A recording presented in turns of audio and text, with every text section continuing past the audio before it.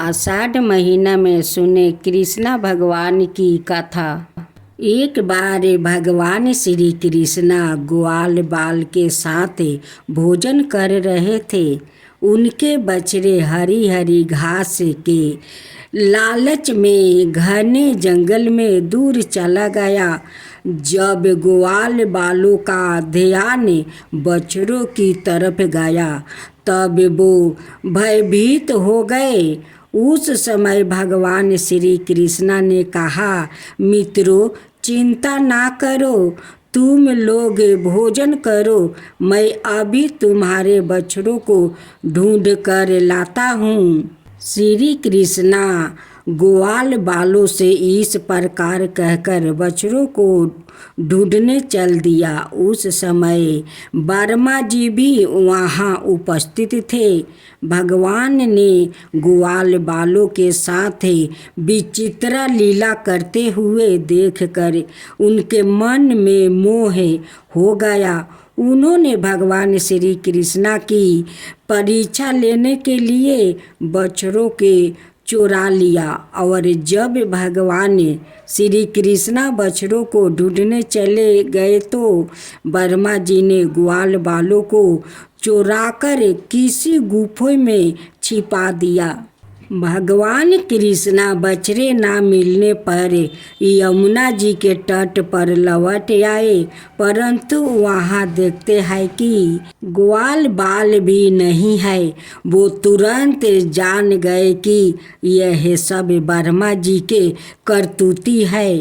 अब भगवान श्री कृष्णा ने अपने आप को ही ग्वाल बालों और बछड़ों के रूप में बना लिया। जिस समय भगवान श्री कृष्णा ने ग्वाल बालों और बछड़े के रूप में नंद आदि की गौशालाओं में प्रवेश किया तो कोई भी वहाँ पहचान ना सका। गाय भी श्री कृष्णा रूप में अपने अपने बछड़ों को दूने स्नेह से चाटने और दूध पिलाने लगी। इस प्रकार भगवान श्री कृष्णा प्रतिदिन ग्वाला बालों और बछड़े के रूप में बन जाते हैं और संध्या के समय लौट आते हैं। इस तरह पूरे 1 बरस का समय बीत गया। जब वर्मा जी ब्रह्मलोक से लौटे तो उन्होंने श्री कृष्णा को ग्वाल बालों और बछड़ों के साथ पहले की भांति कीड़ा करते हुए देखा। वो सोचने लगे कि ग्वाल बालों और बछड़ों को तो मैंने चुरा कर अपनी माया से अचेत करके गुफों में बंद कर दिया था। वो अब तक वहाँ सो रहे हैं। फिर इतने ही दूसरे बालक आया और बछड़े कहाँ से आ गया। वर्मा जी अपनी माया से भगवान श्री कृष्णा को मोहित करने चले थे, परंतु सखाए मोहित हो गए। उनके देखते ही देखते सभी ग्वाल बाल और बछड़े श्री कृष्णा के रूप में दिखाई पड़ने लगे।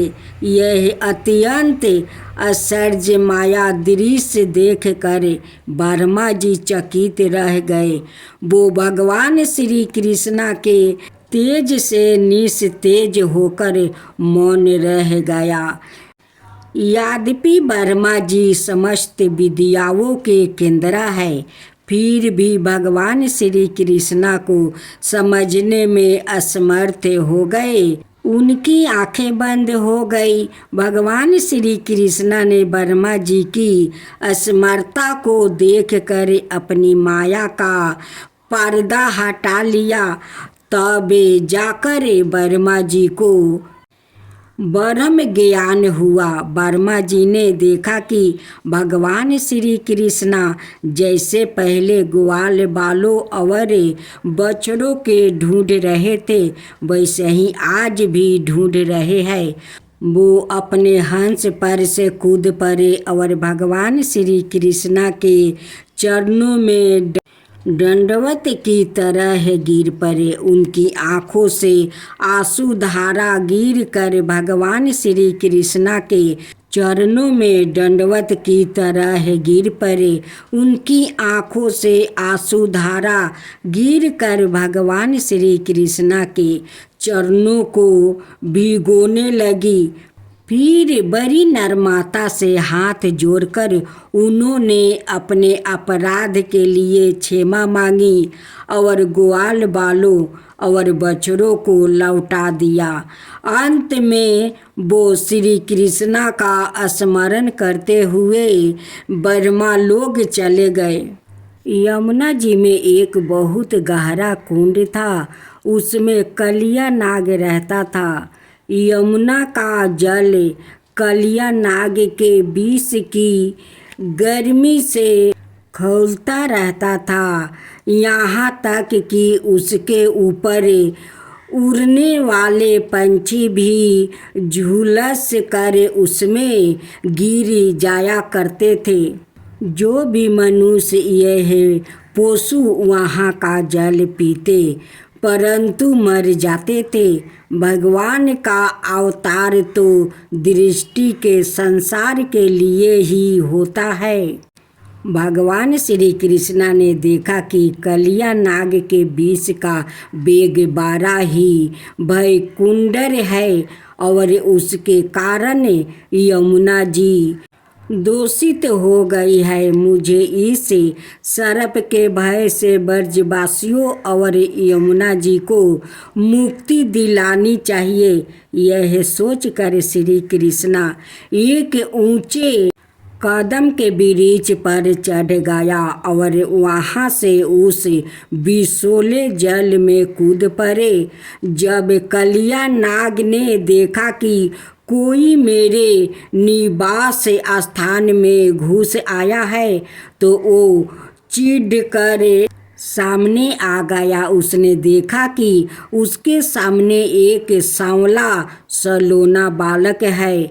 उसके वृक्ष स्थल पर श्री वस्त्र चिन्ह है। वो विष वाले जल में बिना भयभीत हुए आनंद से खेल रहा है। इसके कलिया नाग का क्रोध बढ़ गया। उसने श्री कृष्णा के शरीर को अपने बंधन में जकड़ लिया। जब गोप गोपियाओं ने देखा कि उनके प्रियतम श्री कृष्णा को कलिया नाग ने जकड़ लिया है तो उनके प्राण मानो कंठ पर आ गए। उनकी आंखों से आंसुओं की झड़ी लग गई। माता दशोदा तो अपने लड़ले लाल के पीछे कलिया दाहे में कूदने जा रही थी परंतु गोपियों ने उन्हें पकड़ लिया। सांप के शरीर में बंध जाना तो भगवान की एक लीला थी। जब कृष्णा ने देखा कि सारे लोग मेरे लिए दुखी हो रहे हैं तो उन्होंने अपना शरीर फूलाना शुरू कर दिया। इससे सांप का शरीर टूटने लगा। वो श्री कृष्णा को छोड़कर क्रोध से फुफुकारे मारने लगा। उस समय उसके मुख से आग की लपेट निकल रही थी। भगवान श्री कृष्णा उसके साथ खेलते हुए पैतरा बदलने लगे। सांप भी उन पर चोट करने का दावा दिखाते हुए पैतरा बदलने लगे। अचानक भगवान श्री कृष्णा कूदकर कलिया नाग के फोन पर सवार हो गया और नृत्य करने लगे। कलिया नाग के 101 फन थे और जिस फन को उठाता भगवान अपने पैरों की चोट से उसे ही कुचल डालते थे। इससे कलिया नाग की शक्ति छीन हो गई और वो अपने नाखूनों से खून उगलने लगा। उसका एक एक अंग चूर हो गया। अब उसे जगत के आदि शिक्षक हुई भगवान नारायण की स्मृति हुई। अपने पति की यह दशा देख कर उसकी पत्नियां भगवान की स्तुति करने लगी।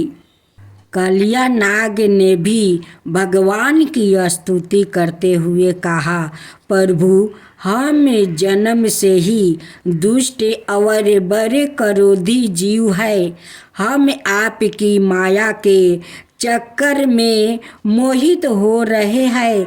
आप ही हमारे स्वभाव और माया के आदि कारण है। हम आपकी शरण में है। आप अपने इच्छा अनुसार जैसा ठीक समझे हम पर कृपा कीजिए, यह दंड दीजिए प्रभु। भगवान ने उसे क्षमा कर रमन के द्वीप भेज दिया और यमुना के जल को विषहीन और अमृत के समान मधुर बना दिया। श्री कृष्णा को पाकर ब्रजवासियों के तो मानो प्राण ही लौट आया। एक बार ग्वाल वाले अपनी गायों को चरती हुई छोड़कर भगवान श्री कृष्णा और बलराम के साथ खेल कूद में लग गया था। उस समय उनकी गाय बेरों के टोक चरती हुई बहुत दूर निकल गई और हरी हरी घास के लोभ में एक गहन वन में घुस गई। जब ग्वाल वालों ने देखा कि हमारे पशुओं का तो कहीं पता ठिकाना ही नहीं है, तो उन्हें अपने खेल कूद पर बड़ा पछतावा होने लगा। बहुत प्रयास करने पर भी वो अपनी गायों का पता न लगा सके। गाय ही तो ब्रजवासियों की जीविका का साधन थी। उनके ना मिलने पर सभी ग्वाल वाले अचेत से हो गए। फिर वो गौओं के खूर का निशान देखते हुए और उनका पता लगाते हुए आगे बढ़े। अंत में उन्होंने देखा कि उनकी गायें सरकांडों के वन में रास्ता भूलकर डकार रही है। वो सब गौओं को लेकर लौटने लगे। उस समय सारे ग्वाल वाले बिल्कुल थक गए थे।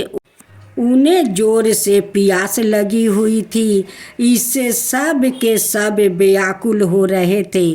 उनकी यह दशा देखकर भगवान श्री कृष्णा गौओं का नाम लेकर पुकारने लगे।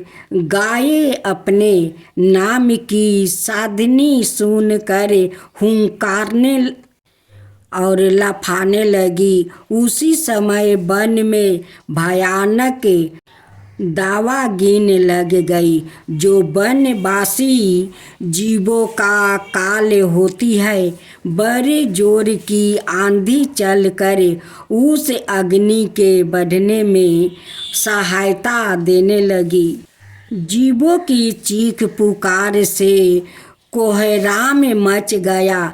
शोर, चीते, भालू आदि वन्य जीव जो जिधर रास्ता पाते थे परस्पर बैर भूल कर भागने लगे। जब ग्वाल वालों और गौओं ने दावानल को अपनी ओर बढ़ते हुए देखा, तब वो सब अत्यंत भयभीत हो गया। मृत्यु से भयभीत ग्वाल बाल भगवान श्री कृष्णा बलराम को घेर कर प्राण रक्षा की प्रार्थना करने लगे। उन्होंने कहा, प्यारे श्री कृष्णा, हम सब तुम्हारी शरण में आया है। हम दावानल से जलना नहीं चाहते हैं। हमें जल्दी बचाओ। हम लोग भाई बंधु मित्र रक्षक सब तुम्हें ही मानते हैं। श्याम सुंदर तुम्हारे सिवा कोई भी हमारा रक्षक नहीं है, हमें केवल तुम्हारा ही भरोसा है। अपने शाखा ग्वाल बालों के दीन वचन सुनकर श्री कृष्ण ने कहा, मित्रों चिंता मत करो, मैं तुम लोगों की अवश्य ही रक्षा करूँगा। तुम सब अपनी आंखें बंद कर लो। भगवान की आज्ञा सुनकर ग्वाल बाल ने बहुत अच्छे कहकर अपनी आंखें बंद कर ली। उसके बाद भगवान श्री कृष्ण ने उस भयकुंडर दावाग्नि को पी लिया। जब ग्वाल बालों ने अपनी आंखें खोली तो अपने को बट वृक्ष के पास सुरक्षित पाया। इस प्रकार अपने आप को और गौओं को दावाग्नि से बचा देखकर ग्वाल बालों को अत्यंत ही विस्मय हुआ। वो सब श्री कृष्ण की बार बार स्तुति करने लगे। ग्वालों ने भगवान श्री कृष्ण के इस अद्भुत कार्य की चर्चा अपने परिवार में की। सभी गोप मोहन की इस अलौकिक लीला से आश्चर्यचकित होकर उन्हें कोई बहुत बड़ा देवता मानने लगे।